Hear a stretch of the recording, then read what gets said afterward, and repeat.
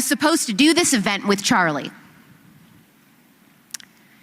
And I saw a video of a liberal student that goes to school here. She was on campus. She was being interviewed about what she thought of the event right before I came up. And she said that she was actually really mad that we were all showing up. She said that TPUSA's presence was putting lives in danger, that we were putting lives at risk. Sweetheart, I think you're confused. The bullets only ever go one way. You're safer with us than we are with you.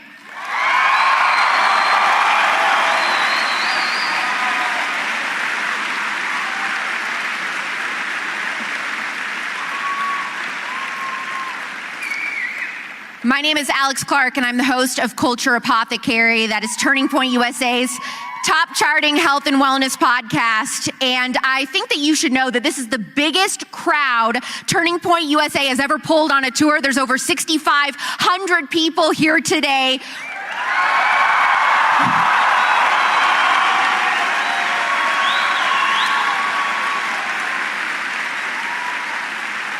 We are witnessing the most powerful conservative youth movement in the history of America.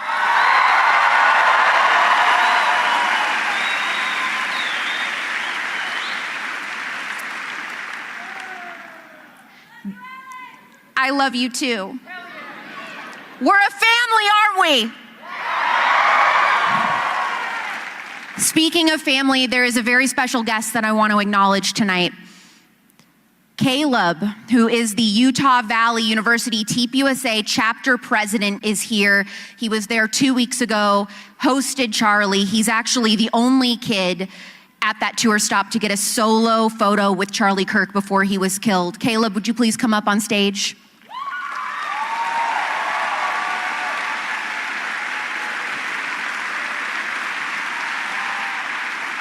Charlie would be so proud of you for being here.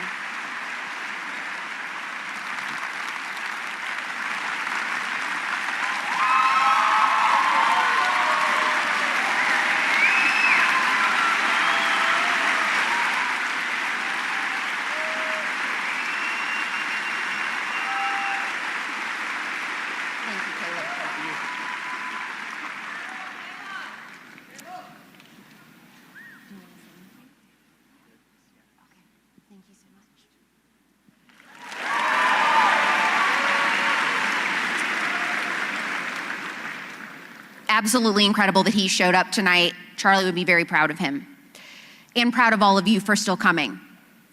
I was hired by Charlie in 2019, but it wasn't until I gave a speech in 2023 at our Young Women's Conference where I was railing on hormonal birth control, talking about how predatory the fertility industry was and the dangers that daycare can have on childhood attachment, that Charlie said, I had no idea that Alex Clark was so based. She's insane. I love it.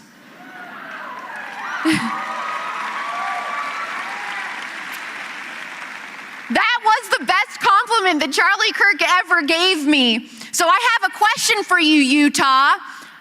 Are you insane enough for Charlie Kirk?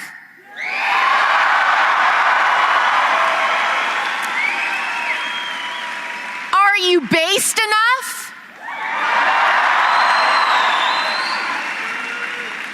If you were expecting a funeral, if you came to mourn the death of America, the death of masculinity and femininity, of faith, of truth, then you are at the wrong event. It is not over. It is not even close.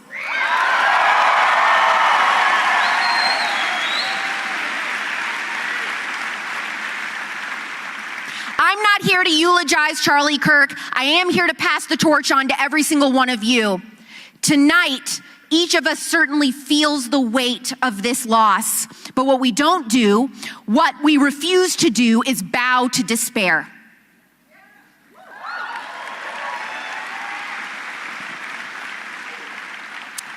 Charlie Kirk did not spend his too short 31 years on this earth building a global movement so that it could all fall apart and we could cry over its ashes. He was building something that would outlast him. And no one knows that better than his wife and our new CEO, Erica Kirk.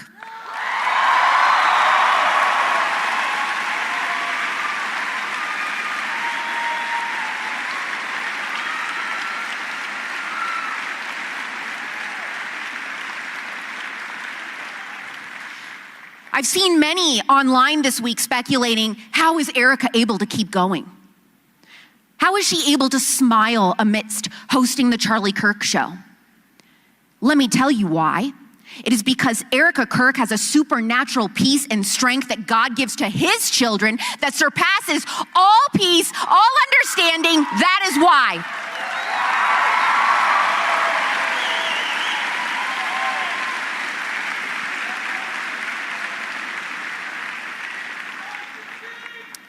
When Charlie was only a teenager, a guy with no title, no degree, no connections, no blue check mark on Twitter, Charlie started Turning Point USA. And he didn't ask for permission. He didn't wait for legacy media to give him a platform. He did it himself. While the conservative establishment was writing op-eds speculating why Gen Z is disengaged or why young people will always be liberal, Charlie Kirk was busy going out to college campuses, setting up tables and asking the left to prove him wrong. And guess what? They couldn't then, and they still couldn't now.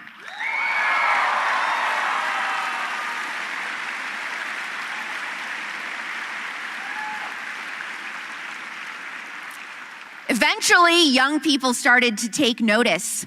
And at first, Charlie was an interesting curiosity. Next, he was a celebrity. And then they saw him as a hero. And now, finally, he will live on as a martyr. Evil thought that it could silence him, but evil forgot something. Martyrs don't disappear, they multiply.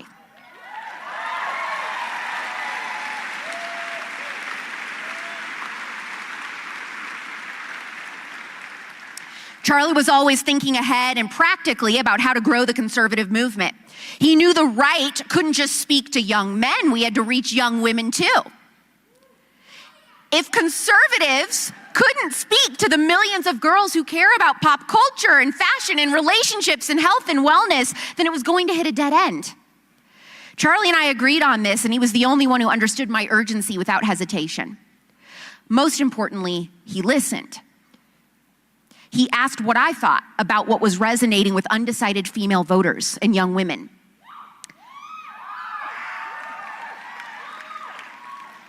The left claims that Charlie Kirk was a misogynist, that he hated women. The reality is Charlie Kirk loved women enough to tell them the truth.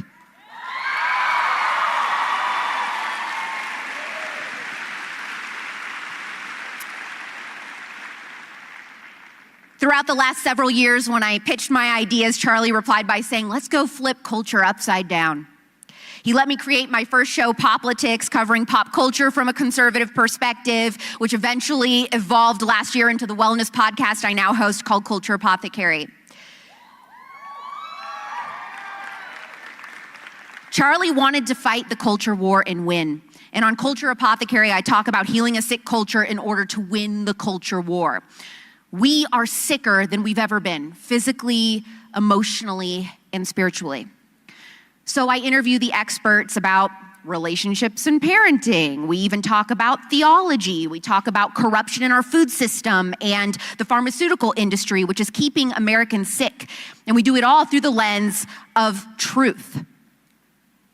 Charlie knew that if we wanted to win the culture war, we have to start at home with the women, the real change makers, the culture shifters, the ones who hold the key to revitalizing the American family and therefore our nation. It's women.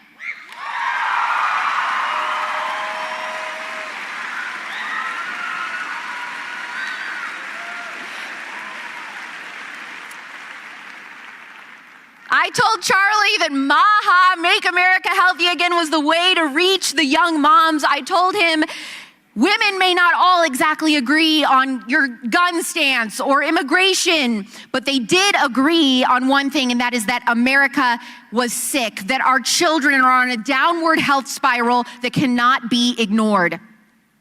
Charlie trusted me, and he said, then let's seize the common ground. Let's make TPUSA MAGA.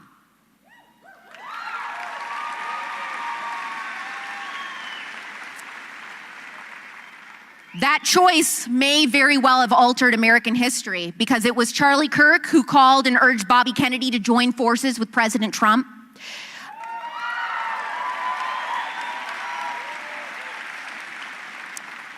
American children today have a chance at living a long, happy, healthy life because of Charlie Kirk.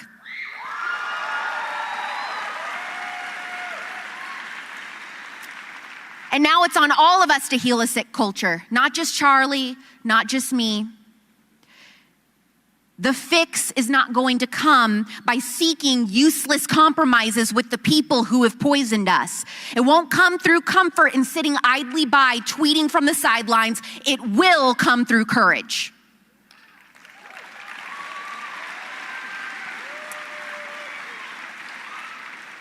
You are never going to heal a sick culture by blending in with it. You will only heal a sick culture by standing out apart from it.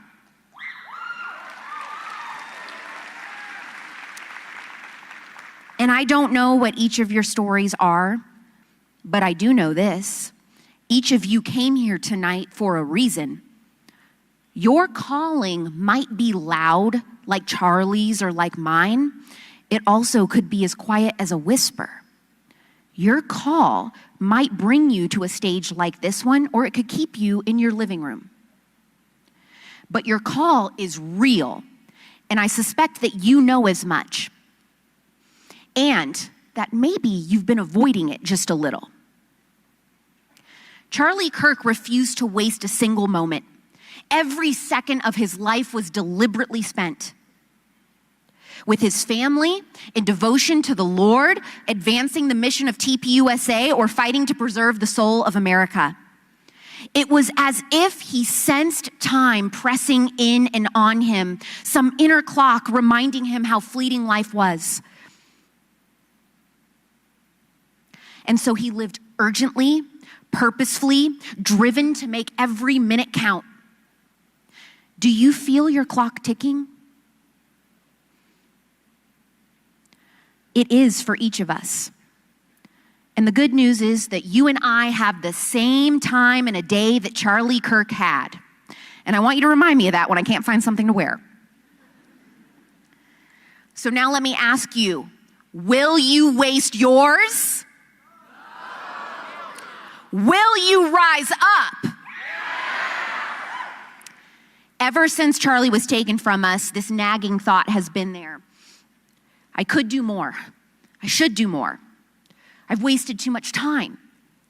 And I'm willing to bet that those same thoughts have entered your minds as well. All of us could have done more in the past. We have an opportunity now to do more in the future. The lesson of Charlie's life is that one person fully surrendered to God and fully fearless in the face of the wider culture can change the course of history.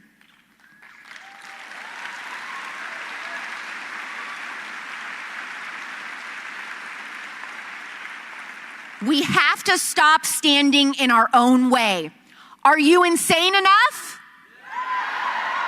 Are you based enough?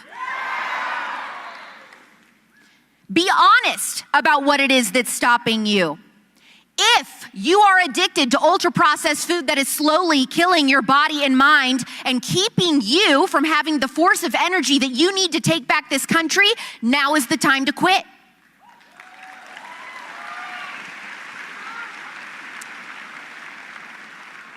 If you're too busy scrolling on your phone to lead your family, it's time to put the phone down.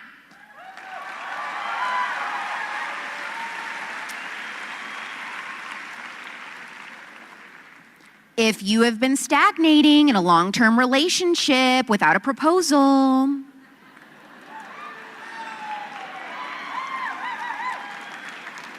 I'm a girl's girl. It's time to nail it down or break it off.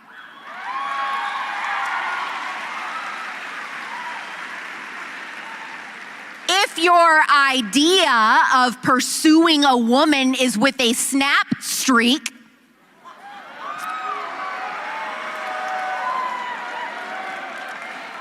in the words of Demi Lovato, get a job, stay away from her.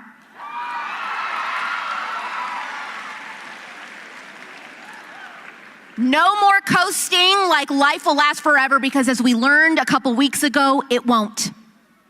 Maybe it's time to have kids instead of waiting for the perfect time. Guess what? There's never a perfect time.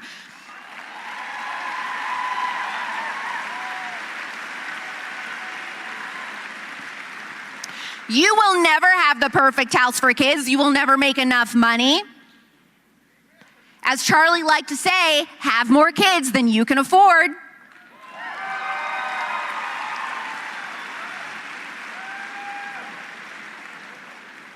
Perhaps it's time to pull your kids out of public school and teach them yourself.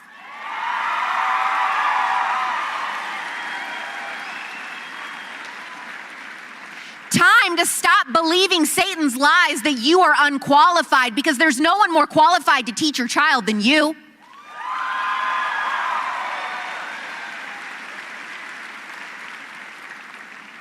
Ooh, I hope you feel it, because we are about to raise the most Christian, conservative generation America has ever seen.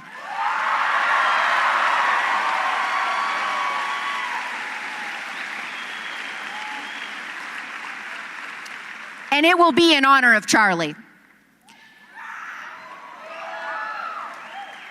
If you stopped going to church a few years ago because life got too busy, then the time to head back is now, not later.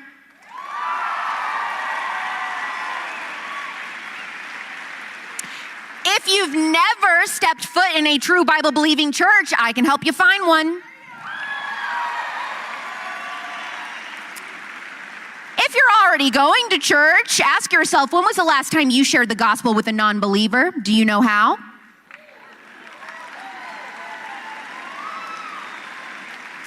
Break the chains, put down the phone, step up, lead your family, heal your body, take back your home, reclaim your future.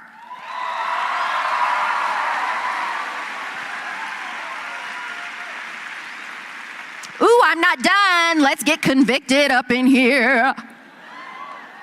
You're here, you've got the TPUSA shirt on, you've got the lanyard on. You've posted about being here tonight on Instagram, but have you taken the next step? Have you started a chapter? Have you joined one that already exists? Have you prepared to door knock with Turning Point Action ahead of the midterms? Are you plugged in with a Turning Point Education homeschool co-op near you? Imagine a nation where children grow up fearless and faithful, where fathers lead with courage and not passivity, where mothers prioritize the home, where truth is spoken without apology.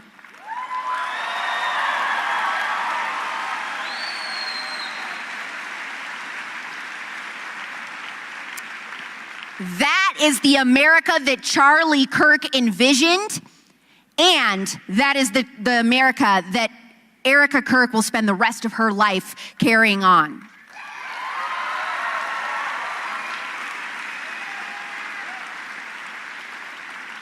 And not because Erica ever planned to, not because she wanted to, but because she has been called.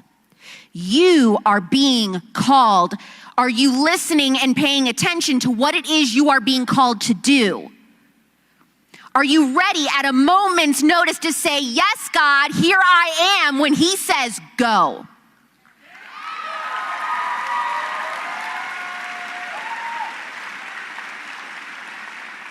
That baby's dancing in the crowd. That baby liked what I had to say, yeah.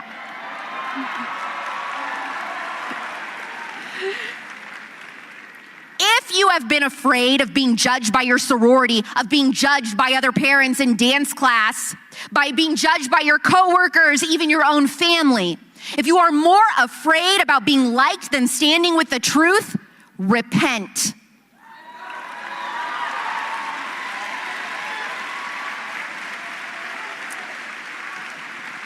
That fear is not from God, it is from the enemy. It is a sin. God does not call those who are qualified, He qualifies those whom He calls.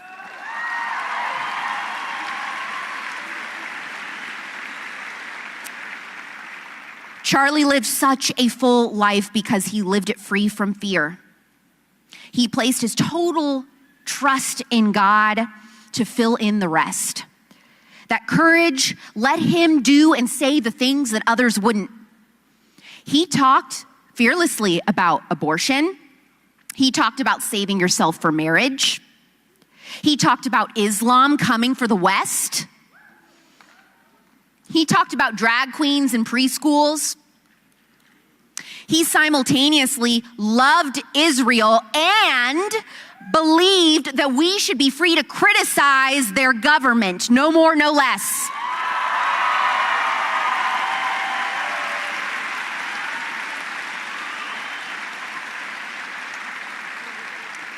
Charlie was continuously mocked and ridiculed. He was misquoted and shamed. He was lied about. And finally, in the end, he was murdered in this very state. There will never be another person like Charlie Kirk. God doesn't send carbon copies of his faithful servants. But you don't have to be Charlie. You don't have to have a podcast or be on a stage like this one. You just have to be ready to obey God.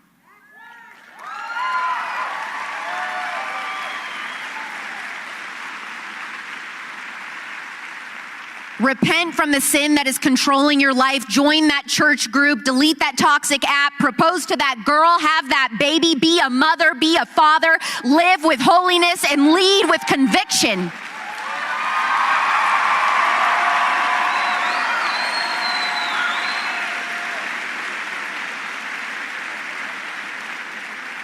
We fear God, not the left.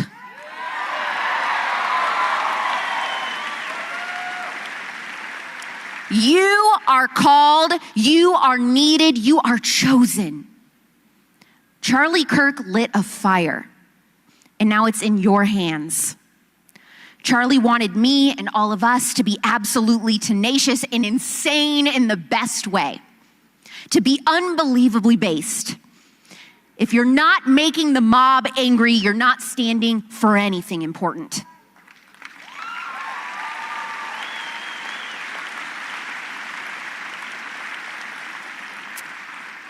Utah, are you ready to heal a sick culture? Thank you so much, Utah. Thank you. We love you.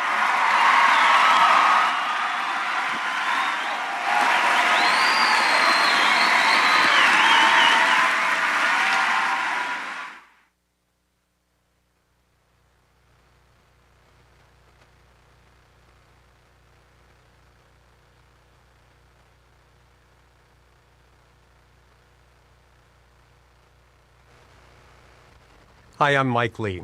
I desperately wish I could be there with you in person, and under any other circumstance I would be, but the combination of the threatened Schumer shutdown and at the same time the Senate votes scheduled this week make that impossible. So my virtual appearance will have to suffice for now. But it really is an honor and a pleasure to be asked to pay tribute to my friend Charlie Kirk. And when I say friend there, I genuinely mean it. I've known Charlie since he was a teenager. Was introduced to him by someone who explained that he had decided, rather than going to college, to devote himself to the betterment of the Republic, to explaining to college-age audiences around the country the importance of the U.S. Constitution, of federalism, of separation of powers, of free markets, of civil society. And when I first heard him speak, still in his teenage years, I was immediately captured by his message, and I knew that this was someone who was going to go places. I had my then teenage daughter with me at the time, who recently reminded me that that day I met Charlie, I immediately introduced her to my daughter as a future president of the United States. And indeed, he would have been. But that's really only the beginning of Charlie Kirk's contributions, the contributions that he did make, and like being president someday, the contributions that he would have made had he simply been allowed to live out his life. I still can't believe he's gone. A couple weeks after his passing, and still on a regular basis, I find myself wishing that day had turned out differently. We can't always understand the reasons why certain tragedies are allowed to occur, but this one definitely happened, and it's now up to us, the living, to take the signals from Charlie, from the life he lived, from the messages that he himself so capably championed throughout his life, to carry that message forward and to take his charge to make America as strong and as durable as it can possibly be, to enhance the American dream, to restore constitutionally limited government, and to educate and inform our fellow citizens about the myriad ways in which our system of government has been misused and abused by a small handful of elites who don't have our interests in mind and certainly aren't wedded to the ideals of the American founding and the U.S. Constitution. So what exactly do we need to focus on in his life? Well, there are a few things that come to mind right away. Charlie believed in the power of ideas. He knew that free speech in a society as diverse as ours is necessarily messy. But he knew that free people, when given the chance, can counter censorship effectively with the truth. They can outthink propaganda. They can overcome disinformation. Charlie understood that the cure for bad speech is not a ban. Rather, it's better speech. In the marketplace of ideas, truth does not fear competition. He taught us this and so many other things by example. And Charlie's example calls on us to confront error with reason, to meet hostility with courage, and to have the conversation, even when it's uncomfortable. In fact, especially when it's uncomfortable. So where do we go from here? Well, we follow Charlie's lead. We live as Charlie lived, devoted to family, because Charlie understood no republic can stand if the home is weak.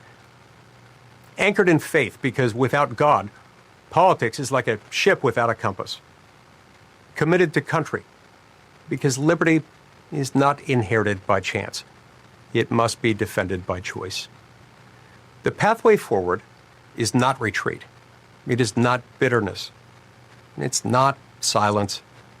It is engagement. It's courage. It's the steady, unrelenting insistence that truth matters and it exists.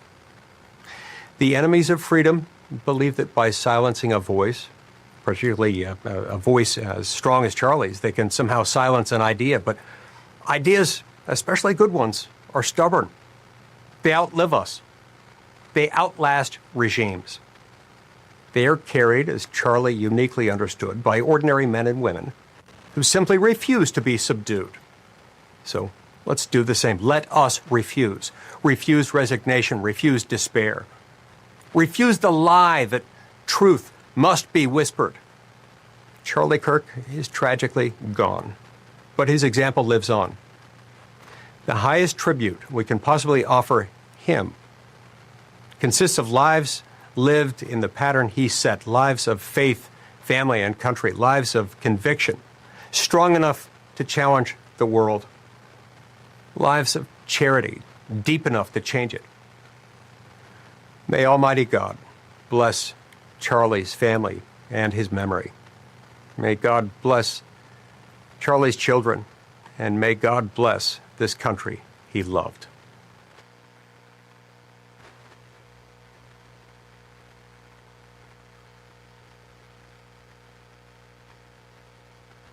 Please welcome Governor Spencer Cox, Representative Andy Biggs, and the Honorable Jason Chaffetz.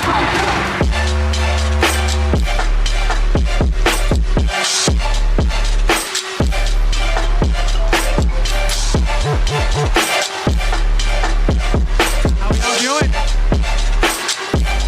Welcome, welcome, welcome, everyone. How we doing, everyone? I was saying to everyone backstage, it's great to be in Utah. You know you're in Utah because everyone's hopped up on Mountain Dew. And Alex was calling people to repentance, like Samuel the Lamanite. So we like to see that. So that's good stuff. I love it. This is really, we wanted to host today. Hey guys, appreciate it. We wanted to join everybody today just to kind of go back to the horrific events that happened on the 10th of this month. there are tons of people on the stage that we have today that have different perspectives all around the horrible murder of my friend Charlie Kirk. And so we wanted to first thank, particularly the men and women in law enforcement here in the state of Utah that have been so incredible. And those of you that are here right now, thank you for being here.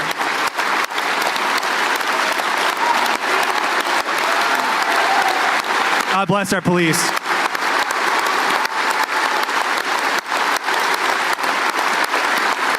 In addition to that, wanted to thank all the medical personnel that helped that day, especially at Timpanogos. It was a horrific day for so many, and just the best of the best in the state of Utah were there to try to save Charlie's life, and everyone should know that and know how incredible that work was done. So God bless those medical personnel that did everything they possibly could do.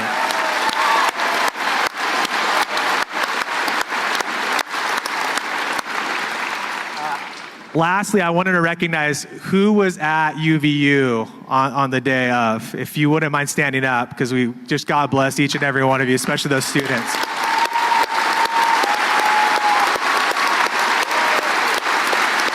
God bless you. Thank you for coming back. God bless you. So I wanted to start today just by going back and kind of taking us through. Obviously, we have 3 different perspectives from the tragedy that happened. I want to start with kind of what happened, and Jason was there that day with his kids. And so, how are you holding up? How are you doing? It's tough. It's really tough. First of all, the United States of America is the greatest country on the face of the planet.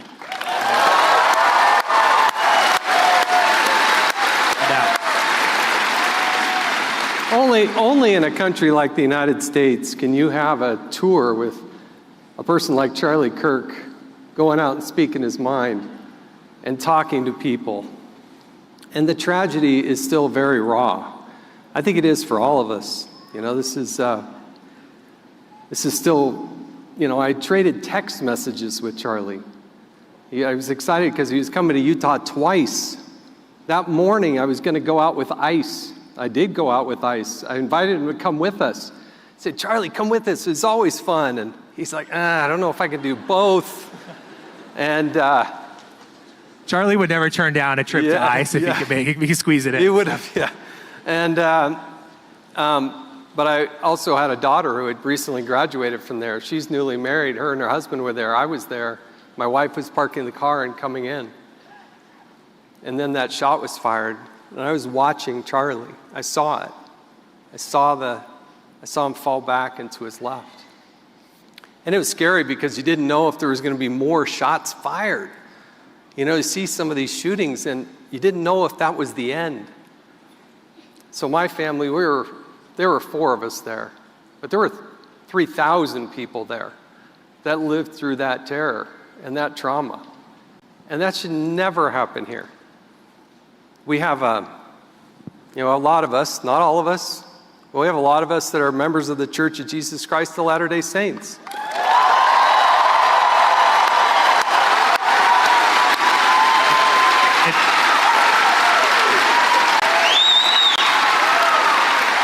Good to see some Mormons here. Thank you. All of us are members of the church. We've updated our name. All of us are members of the church. Yeah. I call us Mormons. They're my people. We understand what you're saying. I get it. We get it. We're all members of the church. Well, we had an unimaginable scene just on Sunday in Michigan. I guess what I learned from this, though, is the heroism and the resiliency. And we're going to talk more about this. But this, to me, this guy right here, he was standing 10 feet from Charlie when it happened. You have Michaela and others who've lived and worked with Charlie for a decade. I knew Charlie. I was friends with Charlie. I'd seen him on the set of Fox and Friends because he was guest hosting. But you were right there. And to the greater Turning Point audience and family, led now by Erica, what a strength, what a pillar. And I'm glad you're here with us now. So Well, thank you so much, Jason. Governor, I want to start by just complimenting the amount of work that went in from the state.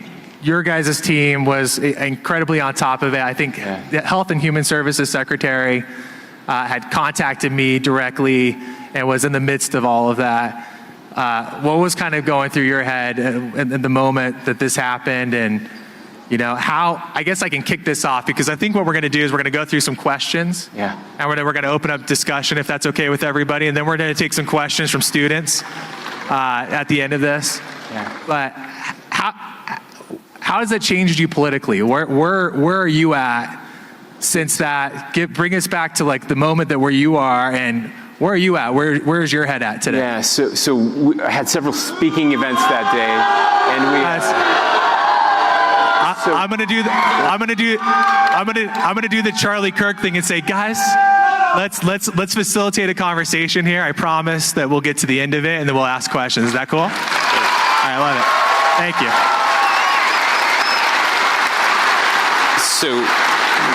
So, By the way, this is the most turning point thing ever to have Fox News, Governor Cox, and Andy Biggs, the former Freedom Caucus chair, all together on a stage. Right. That's the most turning point-ass thing ever. So let's appreciate that. So where are you at? Tyler, welcome to my alma mater. It's incredible to be back at Utah State University, and we're so proud that Turning Point picked Utah State University. And look at the turnout, the largest crowd ever. It's unbelievable.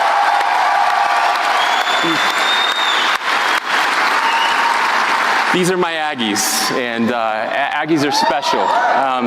Look, so that day I had several speaking engagements, and I was back at the Capitol when my assistant came in, and she pulled me out and she said, we need you immediately. That's never a good sign when you're the governor. And I walked out, and there was a captain in our highway patrol, and he said, there's been a shooting at Utah Valley University, and Charlie Kirk has been shot. And even as the words are coming in, I'm having a hard time processing them. I said, that can't be. And I said, are you sure? Because sometimes when these things happen, there's a fog of war and you get bad information, right? And so somebody handed me their phone, and the video was already there. And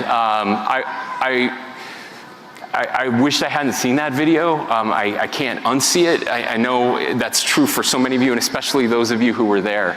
And immediately, 30 seconds later, there was a call from the White House, and it was from the Situation Room.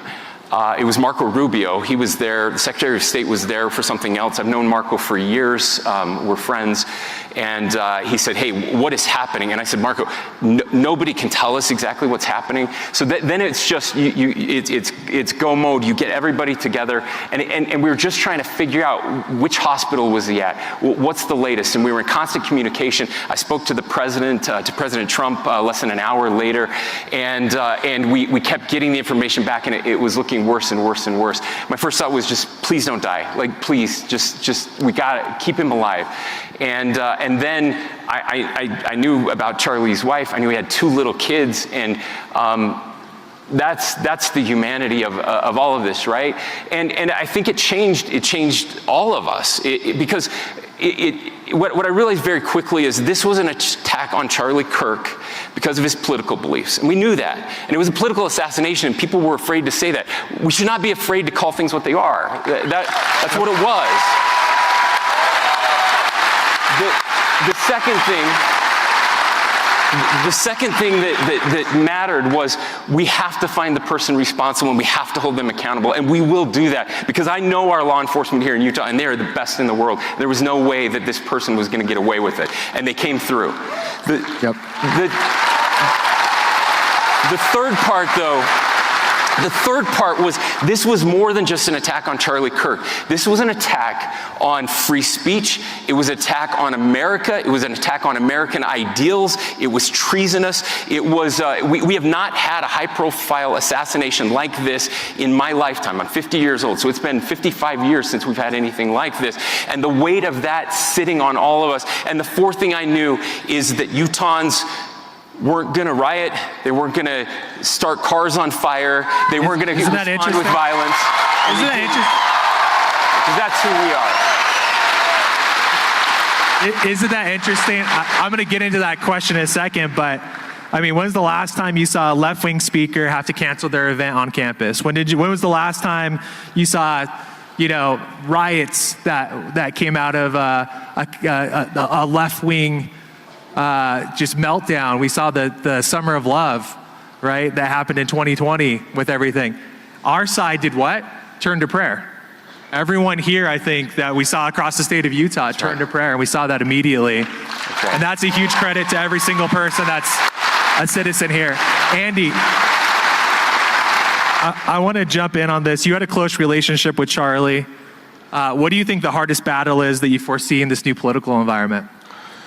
The country appears to be so chasmically divided. That's really part of our problem. I mean, we tried to have a prayer on an oral prayer on the floor of the House, and the Democrats shouted us down.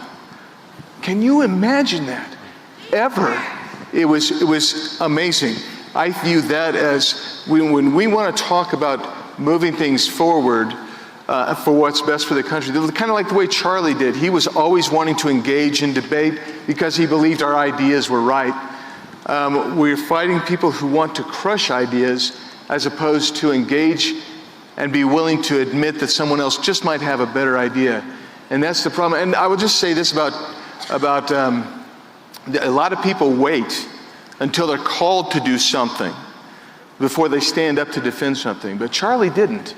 Charlie and Tyler and TPUSA and all of you who are here, what you guys have done is you've seen the need to do something, and you've engaged, and you've put some oomph behind it, and you've done it with honesty, integrity, clarity, purpose, and principle. That's what Charlie did. And that if we're going to go forward as a nation, we need to emulate what Charlie did. Can I just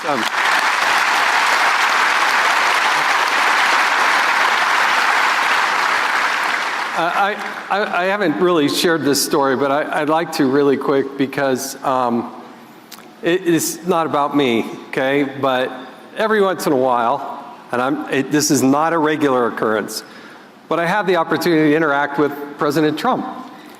And that night of the shooting at like 11:30 p.m., the president called. And now normally when President Trump calls you, and again, doesn't happen very often, he'll say, "Hello, Jason, this is your favorite president, Donald Trump." True. Yeah. True story. When he wasn't president, he'd say, Yeah. I have a "Hello, voice Jason, this is your favorite former president, Donald Trump." And then he went back to, "Hey, Jason, this is your," he didn't do that this time. He called and he said, "How you doing? I've seen you on TV, and this is hard, isn't it?" And we had about a 15-minute discussion. Now, Wow. This is about the most amazing president you could ever possibly imagine.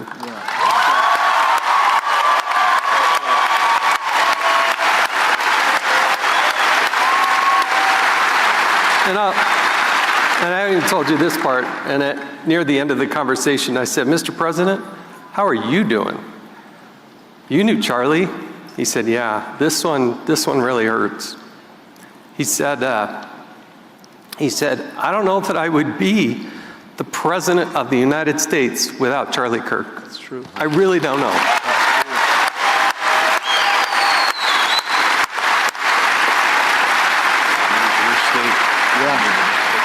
And it was just an amazing moment. The guy, I don't know where his energy comes from. It's never ending. But we had that amazing moment, and I know that Charlie was such a good friend, so inspirational, and did more for people under the age of 30 than anybody I've ever seen in our lifetime, and I hope that continues. It's so exhilarating to see so many people here. Just grab hold of that mantle and keep going. Don't ever slow down. Totally agree.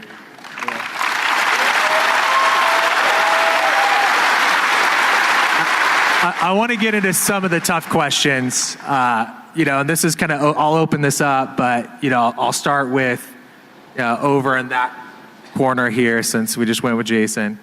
How do you both view the violent pockets of politically and religiously charged violence like Antifa and the group that what we just saw happen in Michigan this week, that have taken advantage of soft Christians, softer approaches with members of the church, and really the soft Utah approach that has enabled some people that are mentally ill.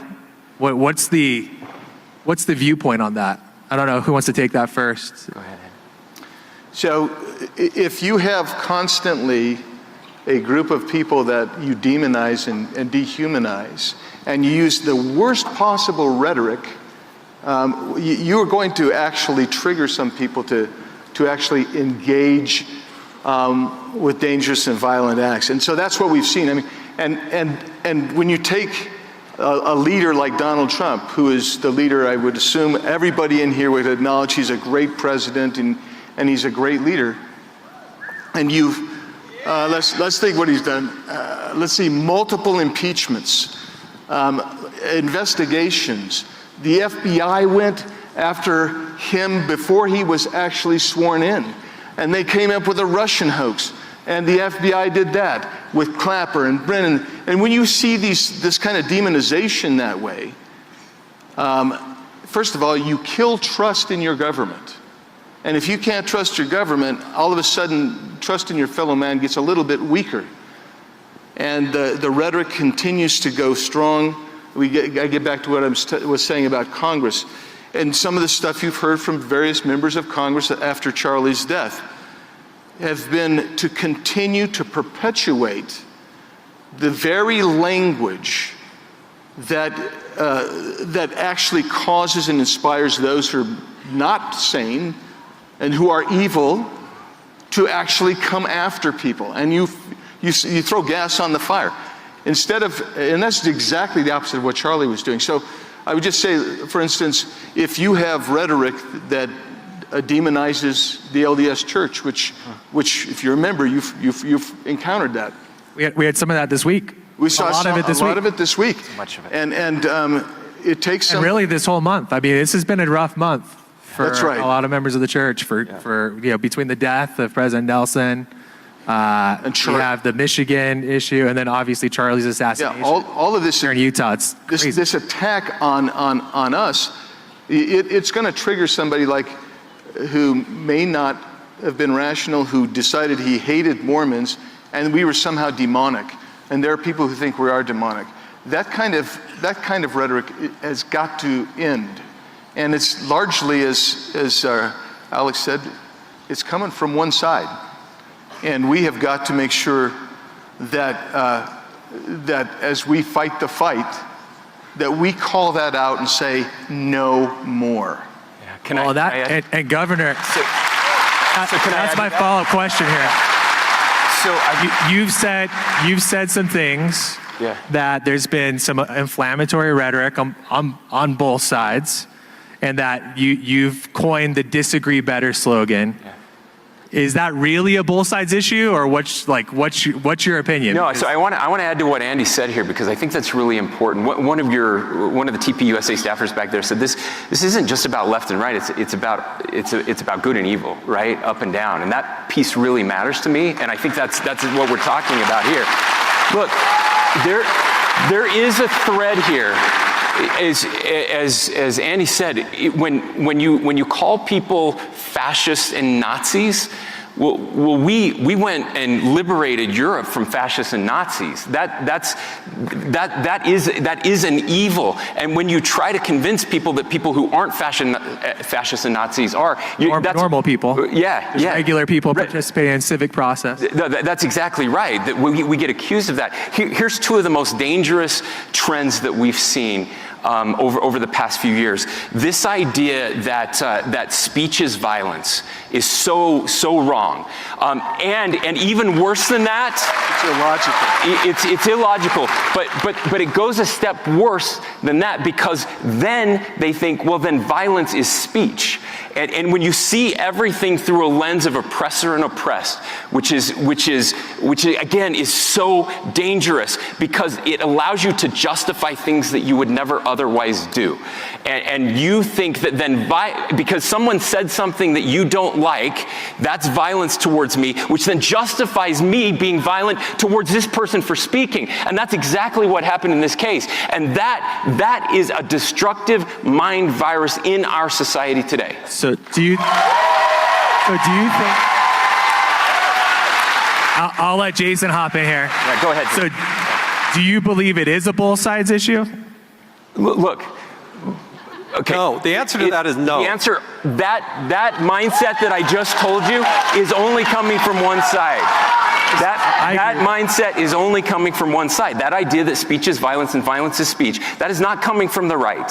It is not coming from the right at all. I've only seen it come from the left, I think, predominantly. That's what Andy said. No, that's what I was trying to say, is this is not a both sidesism. I think there's a deeper problem here, and it's and I had to learn this myself, unfortunately, the hard way recently, and it's nihilism. I didn't even know what nihilism was.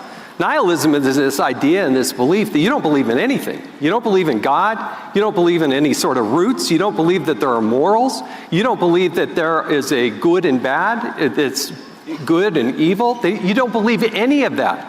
So if you look at it and kind of study it, and then you start to understand that for hundreds of years, this has been an issue. There are people that may have grown up in a conservative, idyllic household or neighborhood. Think of southern Utah. Think of Washington County. Is there a more, I mean, it's as beautiful as anything. Think of Gilbert, Arizona. Gilbert, Arizona. There you go. That's it. All right? Yeah. But it's... You love Arizona. But this nihilism takes root. And suddenly people don't believe that in anything. They don't have any roots in anything. They don't believe in God. They don't believe in these things. And we've seen it here. Yeah. I mean, we've seen it here. I mean, we saw Drag Queen Story Hour in Provo. Yeah. No. I mean, we saw it not that long ago. We saw, you know, again, I know we don't like BYU here, right? Yeah, I love it. Anytime we can get a boo for BYU, and I love it. So it's a great thing. You went to BYU. Did you go to BYU? I was the place kicker at BYU on the football team. So That's not the point. I'm not too worried about it. I'm teasing. We soundly beat Utah State at the time. It's okay. It's all right. Kicked a lot of extra points here. But we saw, you know, again, that image of the Y being painted trans colors, right? Like that. I mean, that was an image that was like pretty jarring for those that are from Utah to see that, like, all around you, you have some of that evil that's just seeping in throughout the state. And I guess that's kind of like brings me to like some of those questions is, you know, is there a culture shift that's needing to occur, particularly after the events that have transpired over the last few weeks, that Utah needs to shift gears here a little bit? And how do we go about that?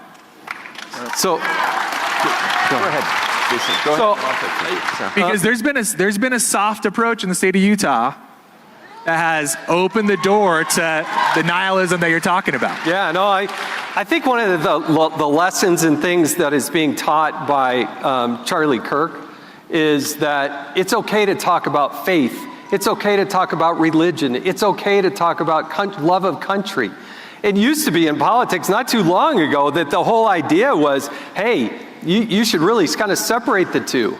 And now you've got this younger generation understanding, no, we don't have to separate the two. We can be sound, and we can give our message, and we can wear our faith proudly on our sleeves. And I think that is a healthy thing for a younger generation that is looking for roots, they're looking for cause, they're looking for affirmation. And Charlie Kirk, in many ways, gave a lot of us that have been involved in politics permission to go that extra step. I think it's only healthy for America. So, can I? Yeah. Look, I want to. This is maybe the most important question that you've asked. Look, to the last question you asked, and I want to make sure I answer it correctly. there are violent people on the far right. It happens. And to say that that's not true would be a lie, because it has happened, okay? Now, listen, but this piece really matters. The prophet I believe in, that just passed away, for the past couple years, has been talking about peacemaking and bridge building. And he very passionately believed that anger never persuades, and that hostility never convinces anyone. But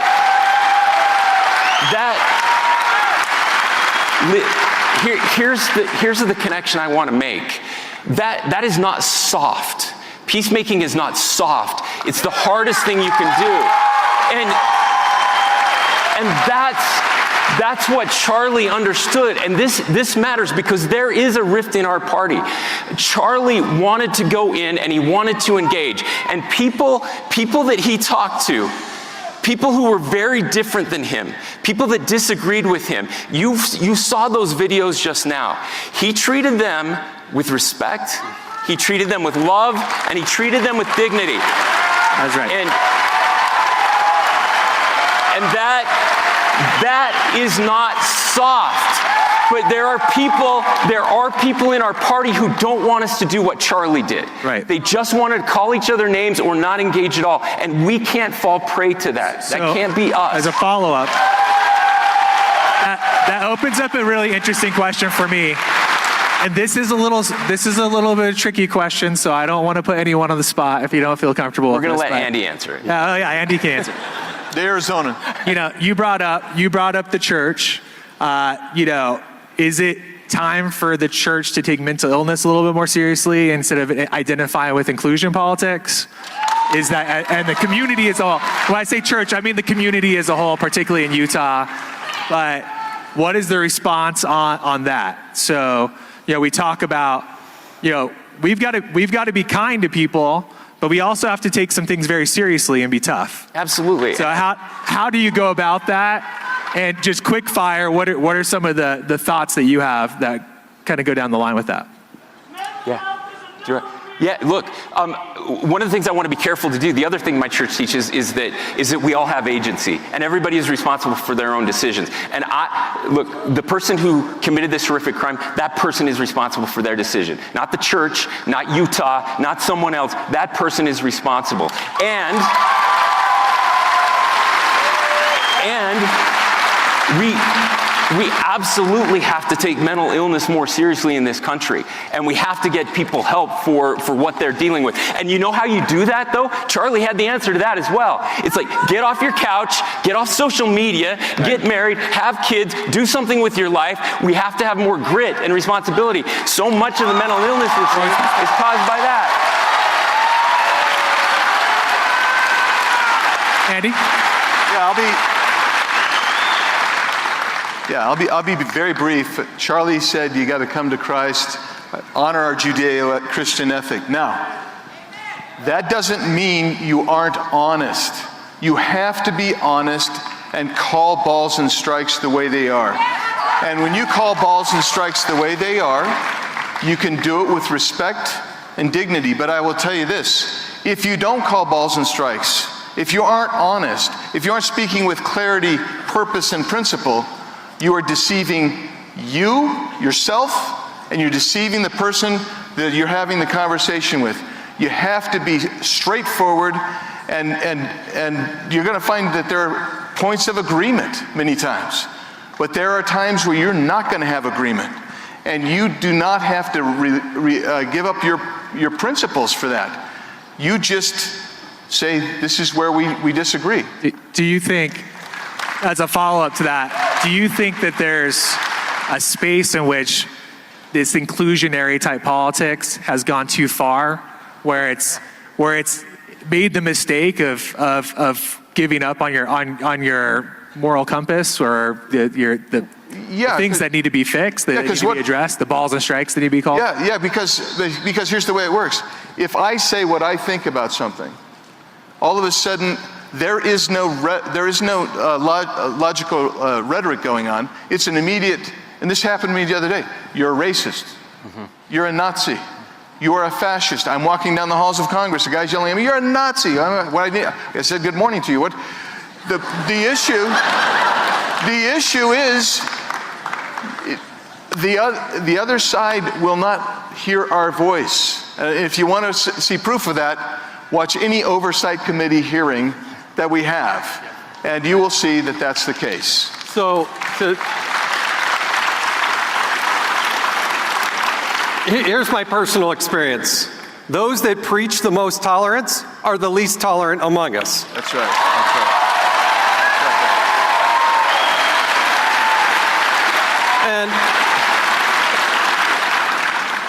And you've got to find the right balance, but I worry that we're putting too much tolerance.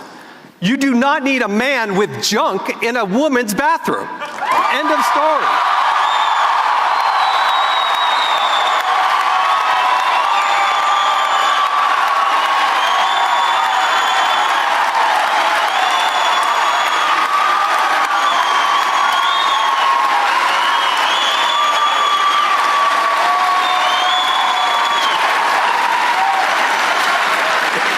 It's really the simple things, isn't it? So. I didn't know that I'd ever be saying that out loud, but it seems like common sense to me, but it escapes a lot of people. I'm gonna ask you one last question here before we go to some students who will have some questions, and we'll continue the dialogue. So what do you think for young people is the greatest threat for engaging in the political process today? Is it the violence? Is it the lawfare? Is it the the threat of being canceled because you didn't sign on for, again, the policies that are the worst? We'll start with you and go backwards, sir. I think my immediate reaction is you got to find a balance in life, right? And I actually liked what the governor said. Get off your phone sometimes. Go out, feel that grass in between your toes. Go up in the mountains. Go visit us. Get off social media. Find the right balance. There's a place for technology. There's a place for social media. I'm on it, okay? But you got to find that balance. And if you don't find that right balance, then you get skewed and you start diving into all these rabbit holes and all these conspiracy theories that are just sometimes flat out nuts. So find that balance. That's my immediate reaction to it. Cool, thank you, Jason. Yeah, in my estimation, the biggest threat to young people who want to live a valued life, a life with value, is that we live in a culture that doesn't value those values. They want to punish you. And what it is if you've ever watched a bunch of crabs in an aquarium, they always move in a herd, and if one breaks off to do on its own, they go chop off a leg and bring him back. And that's what happens if you want to be a righteous, good, honest person in our society today. So they'll try to cancel you. And if they can't cancel you, they'll try to humiliate you. And if they can't humiliate you, they will resort to physical attacks on you. That's what you face today. And Charlie's answer to that was, be courageous, live a life of value and meaning, get out, get married, have children, come to Christ, and do something meaningful with your life, because life is bigger than you.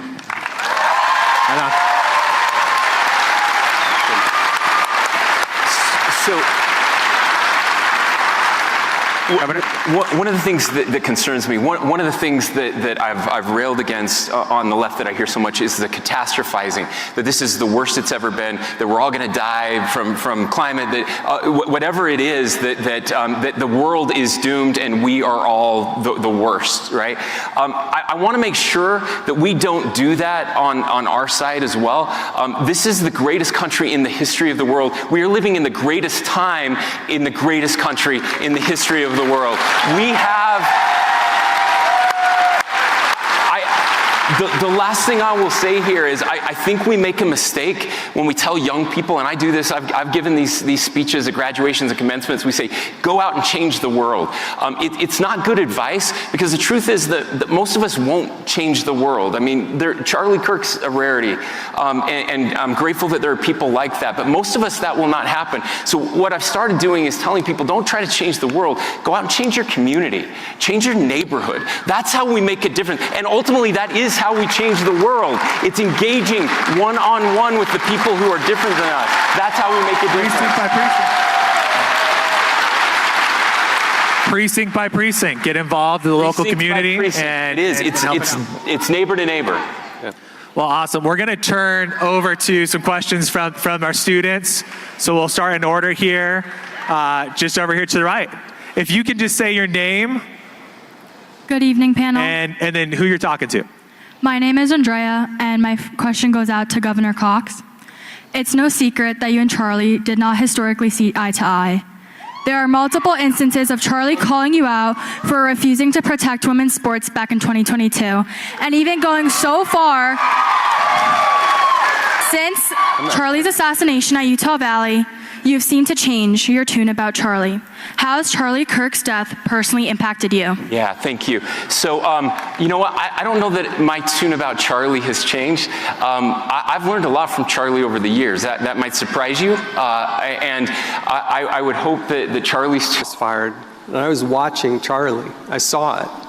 I saw him fall back into his left. And it was scary because you didn't know if there was going to be more shots fired. You know, you see some of these shootings and you didn't know if that was the end. So my family, there were 4 of us there, but there were 3,000 people there that lived through that terror and that trauma. And that should never happen here. We have a lot of us, not all of us, but we have a lot of us that are members of the Church of Jesus Christ of Latter-day Saints. And there was a judge had ruled, had put that ban on, had put a hold on that ban, so that in Idaho, boys could still play girls' sports after 2 years. What we tried to do in Utah was, we knew that would happen if a judge would do the same thing here. So we came up with a new idea that would make a difference there, where you had to go before a commission, and if you were going to dominate women's sports or win, take away scholarships or anything like that, you wouldn't be allowed to play. The judge did exactly that. The judge took our ban, and that I had vetoed. It got overturned, and we worked together to fix it. And so I just want to be very clear. That's not what I wanted. And I know that the problem with social media is that that's all you hear, is that this is the governor who wanted boys to play women's sports. That is not what I ever wanted. I'm fully supportive of not doing that. By the way, to your point, we passed one of the first bathroom bills in the state. I signed that. We also...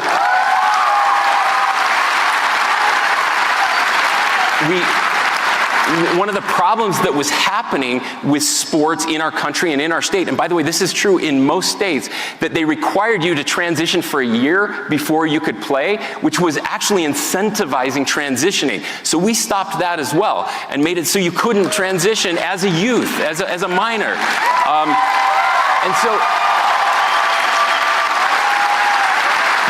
because again, we felt like those were the right things to do. And so I think Charlie and I would agree on 99% of things, but here's what matters. What matters is that we are engaging, and I can't say this enough. Charlie and I would have loved to have had this debate together. I wished we had that back 3 years ago when this happened, because I think he would have understood me better, and I don't think he would have agreed with me, though. I think he would have still been upset with me, and that's what I want to encourage. Look, the Republican Party, if we're going to win elections, if we're going to get, instead of having a 4-seat majority in Congress and just a 1-seat majority in the Senate, so we're not shutting down the government, we're going to have to get a lot of people that don't agree with every single thing that you or I believe in, and so we've got to make space for that, and I think we can do that. We're doing that here tonight, and I think that's what Charlie was trying to do. Governor, as a follow-up to that, do you think you've evolved a little bit since that veto? No question. Yeah, and I think we all. Why have you? I'll play Charlie right now, because he would ask you that question. Charlie would say, "Yeah, I would have disagreed with you then, and thought it was bad. It was dumb to veto that because I think it got overrode by the legislature or whatever it was." Actually, I have to say, what has caused you to? Yeah, so I just want to be clear. It did get overridden, and then the legislature said we got to change the bill because it's broken, and so we did, and I signed that bill. And most people have no idea that I signed that bill. So, what's changed in you? Like, kind of to her point, what's been the evolution that has been? I want to go back to the question that you asked ask Andy, because I think that was the answer. This idea that that love and acceptance are two very different things, right? That we can love somebody and still hold them accountable for what we think is wrong, and that we should be very upfront about that. I haven't always been that way, and I'm trying to be better at it. So that's it. That's the answer. All right. I like it. Thank you. We'll go next. Thank you so much. Hi, I'm Caitlin. My question is for Congressman Andy Biggs. Turning Point USA has become a powerhouse for free speech, and no one valued open dialogue more than Charlie. I know that he was a friend of yours, and he a very strong advocate for you. What did his support mean to you personally, and who was Charlie beyond the radio show? So, yeah, TPUSA is all in for me, and that's going to change the very outcome of my election, if you want the truth. And let's give you an example.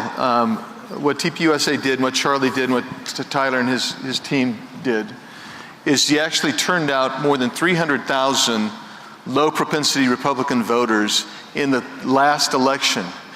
Yeah, I just want a Turning Point action last time. Yeah, I'm sorry, TP action. Let's clarify that. I realize where we are. But here's the way to think about that.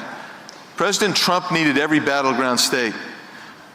What TP action did was give him the biggest margin of 160,000 votes and a 5% voter edge over the Democrat in our state. It was the biggest in all of the battleground states. And that changed, in my opinion, and I think I know President Trump and I have talked about this, that changed the outcome of the election. And that's what it was. And so Charlie Kirk, so you want me to just talk about, what was the last part? You want me to talk about Charlie Kirk a little bit? Just how he was beyond the show. Oh, well. Your friendship with Charlie. Yeah, well, Charlie was, well, he was kind of a fun guy. And he was a very serious guy, he was a very focused guy. I just want to say that. And we would sit before we'd go on to do a space together or something, and he might ask about the family. He was very interested in my family and personally, and we would talk about family, but he would also come back to, Andy, I left Illinois. Tyler talked me into leaving Illinois to come to Arizona, and Arizona's screwed up.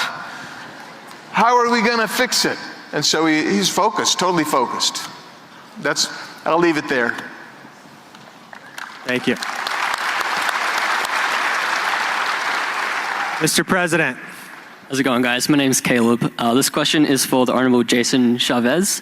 I wanted to ask you, also being there at UVU when Charlie was assassinated, how did that personally affect you? And also, how have you found strength in continuing to fight for freedom? How do you find strength in the fight for freedom? I think I was really moved and touched by the Christ-like approach of Erica Kirk in her comments.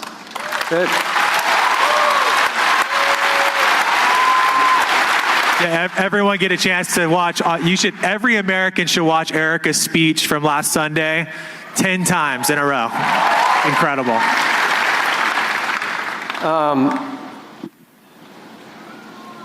I find my strength in prayer. I find my strength in my wife and my family. I find my strength in the community as a whole. And you all have to, Charlie talked a lot about this. He talked about his journey of faith. You know, that when we were at UVU, the first question that Charlie got was about religion.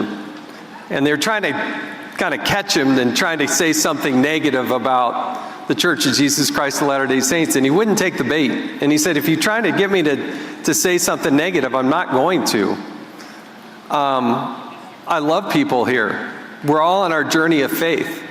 And so whether it's you or whoever here or somebody who's not here, that's a lifelong journey. That's not something that just, oh yeah, I got it, I achieved it, I checked that box. So I get a lot of strength through the power of prayer. I get a lot of strength from my wife, my family, my kids. I love going out in nature. I love doing wildlife photography when I kind of want to clear my head. You got to all find, I think, that other thing in your life where you can just kind of be at peace, clear your head, get rid of all the stresses of being students, and just go out and find what you enjoy, find a hobby, do those types of things. So I don't want to be preachy about it, but nobody should have to witness and go through what I went through, what my family and what those 3,000 people went through at UVU. I will never unsee that. I will always feel it. But I also want to tap into it for good and know that it is a fight of good versus evil. And the last thing we can let happen is let evil prevail by having all these good people cower and not step up to the plate and say, yeah, we got numbers. We got numbers. Thank you. And I want to shout everybody out here, coming out here and just the USA chants that we're just rocking this entire building. That's the response afterwards. It's incredible to watch and witness. And God bless each of you, especially you for being there that day. We are praying for you every day, just like we are everyone else. So God bless you, my man.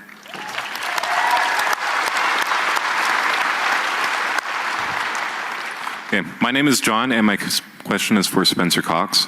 What role should the state or universities play in combating misinformation after tragic events? And do you support any regulations of AI tools that produce false narratives? Yeah, thank you. So look, free speech is really important, especially on college campuses. And one of the things I admired most about Charlie was his willingness to go on to college campuses.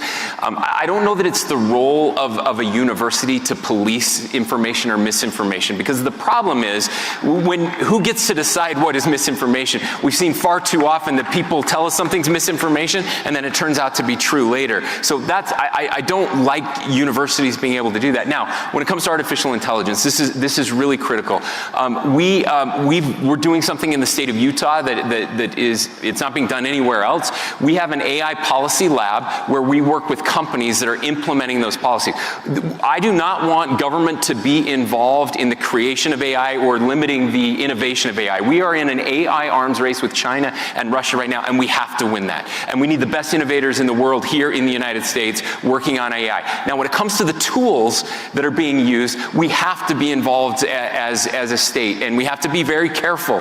But we can't control information or misinformation, but the way those are being used. So right now, for example, there are AI companies that are trying to do therapy with AI. We're going to regulate that. We want to be very careful. These AI chatbots, especially for kids, that I think are absolutely evil, and I think we have to hold these companies accountable that are putting them out. These sex bots for kids, I mean, it's disgusting. Terrible. So there is a role for the states to play, but again, we have to be very careful with who's controlling the information. If I look at you, you tell me what he said. Okay, yeah, I know, it's hard to. Come on up. My name is Walker, and I have a question for Congressman Biggs. With increased polarization, what's your message to students who feel scared by political speech? How can we tangibly fight back without becoming violent? I missed that last part. What do we say? Just you have to. How can we tangibly fight back without becoming violent? Yeah. How can we fight back with How do we fight back against the political speech without becoming violent? So you have to know, first of all, you have to know what you believe. Okay, so you're not persuaded by somebody else's political speech. And then the next thing is you have to know enough so you can understand what they're saying. And then the third thing is, I talk to people honestly. I tell them what I think. I do it with clarity. I do it with purpose. I hold my principles strong. And sometimes they don't appreciate that. But there's no point in accelerating it, right? So sometimes I just say, disagree, I'm out, and I leave. I don't give up my point. I don't give up my viewpoint, and I don't let it get to the level of that. The other thing is, no ad hominem attacks. Why would I call somebody a name? No, I don't need to. My logic is crystal clear, always.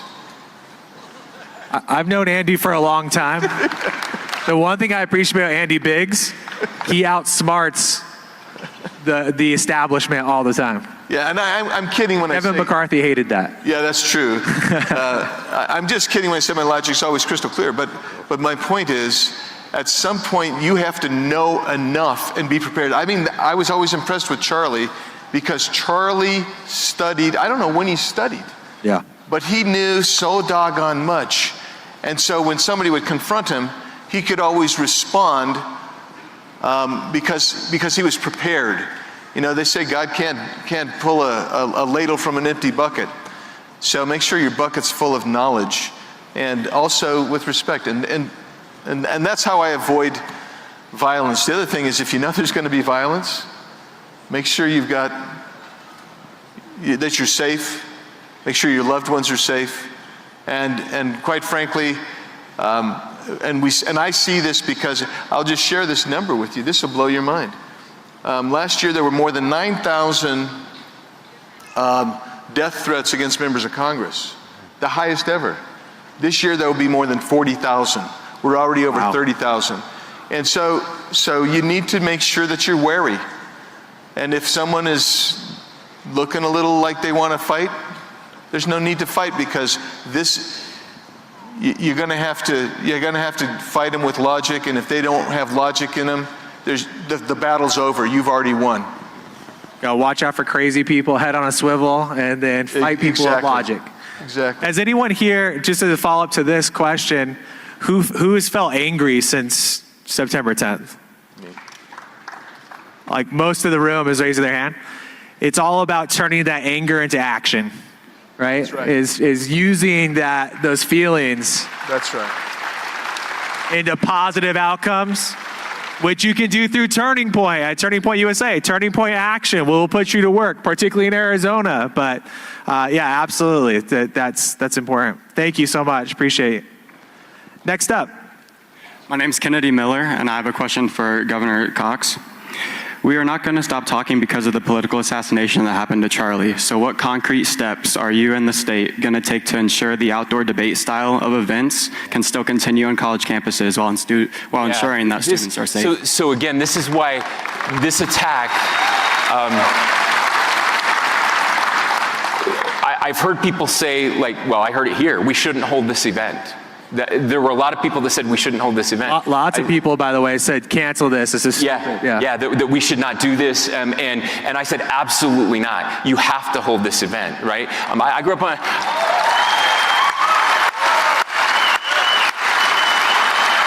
By the way, it would have been really easy for any of these guys here to say no to the call to be here, and so I appreciate everyone being here. Yeah, thanks. Thanks, we're not wusses here, right? That's at least. This is why I say that attack was not just an attack on Charlie; it was an attack on all of us, because now we have to think differently than we thought before, and it makes it harder, right?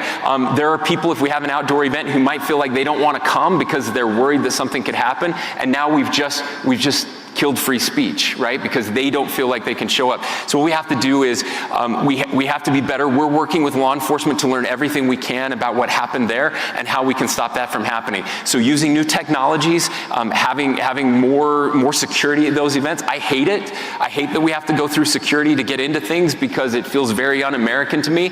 But I also know that we need to protect not just the people who are on stage, but the people who are out in this audience tonight. So that's my. I'm looking down here. We have almost the entire Utah State Legislature here. I want to thank all of them for being here, as well as some members of Congress. If you are a legislator, a member of Congress, I see our Attorney General. Will you please stand up so that people can see who we have here? And some of them are spread out in other areas because we didn't have enough seats. The Speaker of the House is here. Speaker Schultz is here. We've already been having these conversations, thank you, to make sure that we have enough funding for our universities so that we can hold these events. I mean, again, we'll be on roofs, we'll have drones. We're going to keep people safe so that we can keep doing this. We're not going to let the terrorists win. Thank you.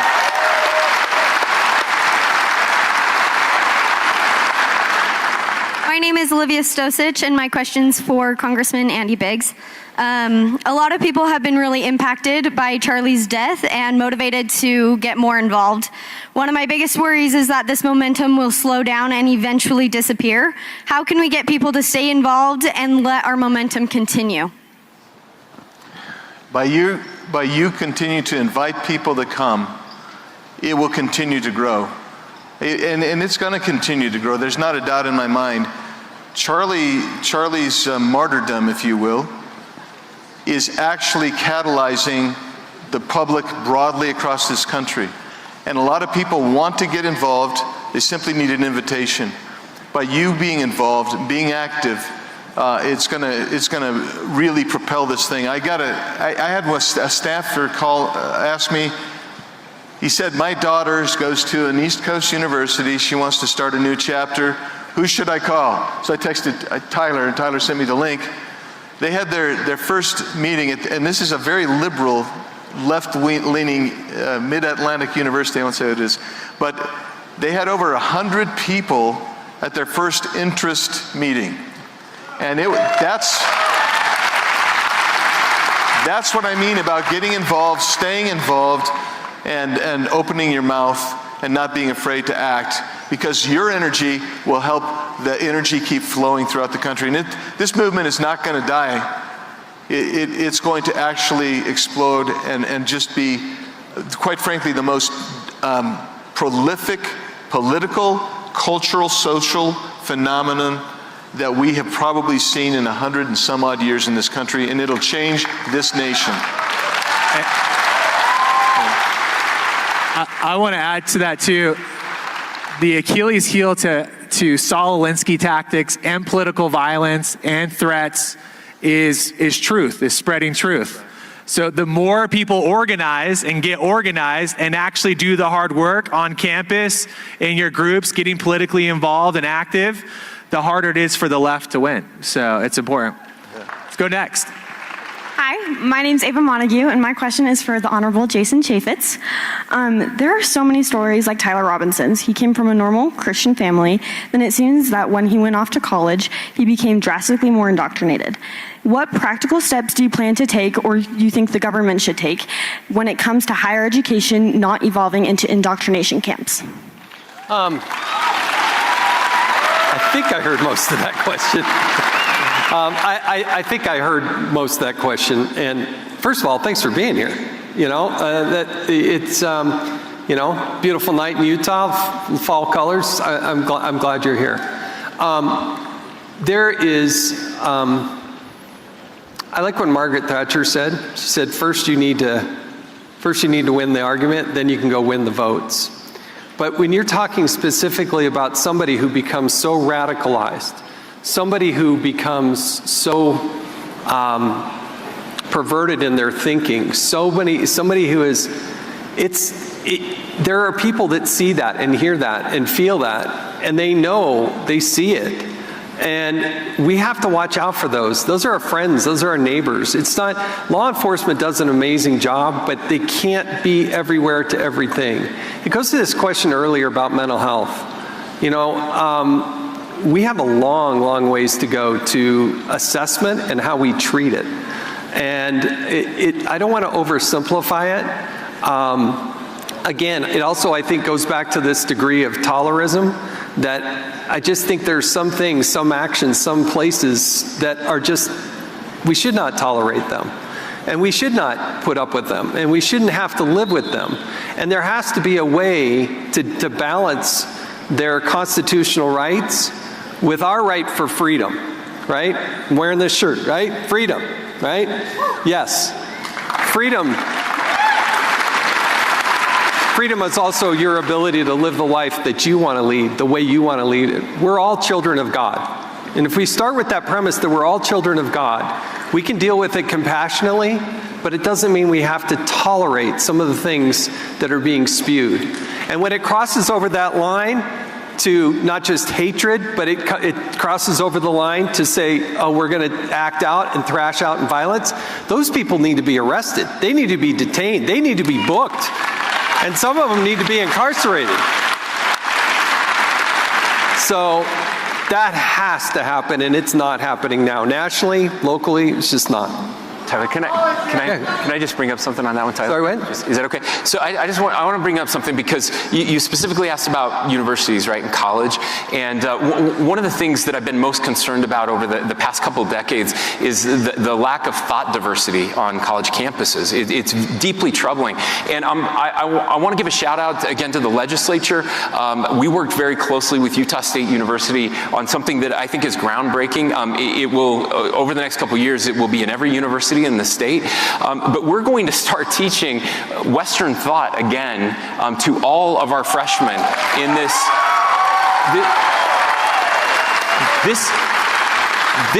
is not, I want to be very careful, this is not conservative thought. We're not trying to replace forcing liberal ideas on all of our students with conservative ideas. This is the founding of Western thought. These are the great books. This is Aristotle. These are the Stoics. This is Marcus Aurelius. It's the great British philosophers and the Scottish philosophers. These are the people that are, and it's our founders, these are the people that our founders relied on to start this great nation. This is what Abraham Lincoln and Frederick Douglass and Martin Luther King, this is what all of us studied in college until about 20 years ago when it just became whatever you want to do is fine with us. And that's not okay. We have to have a foundation to even have these debates. And we've lost that foundation, and we're getting that foundation back here in the state of Utah. All right, I think we're ready for our last question here. Thank you. Good question. All right, my name's Chris Jorgensen, and my question's for Governor Cox. But before I ask my question, my wife made me promise to say, over a year ago, when we were sending out our wedding invitations, we realized we had a bunch of extra stamps, a bunch of extra envelopes, and a bunch of extra invitations. So we sent one to the governor's mansion as a joke, and not knowing that we would get a very thoughtful reply from you, Governor Cox, saying that congratulations on our wedding. So I want to say thank you for that. And I want to say thanks for how you handled the investigation surrounding Charlie Kirk's assassination. Tyler Robinson has been charged with aggravated murder. The state is seeking the death penalty. Why do you feel that capital punishment is appropriate and necessary in this case? So first of all, good question. Thank you for getting married. Thank you.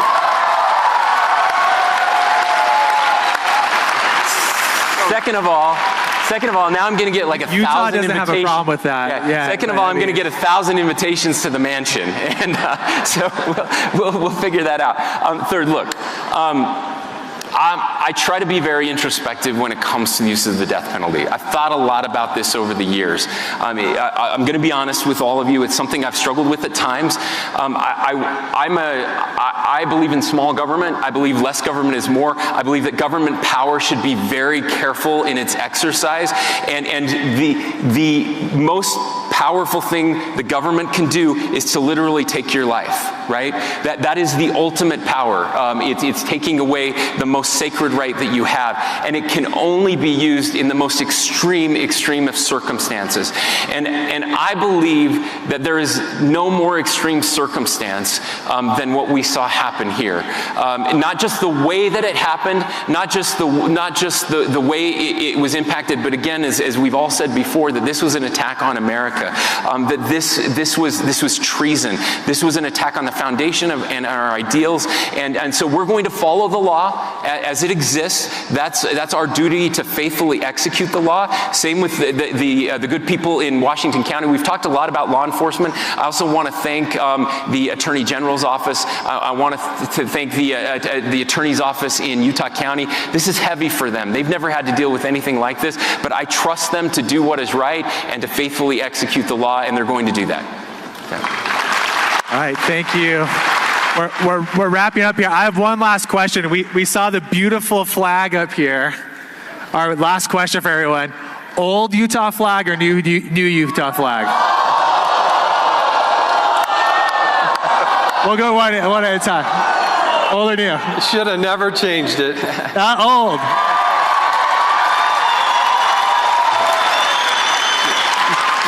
Just real quick.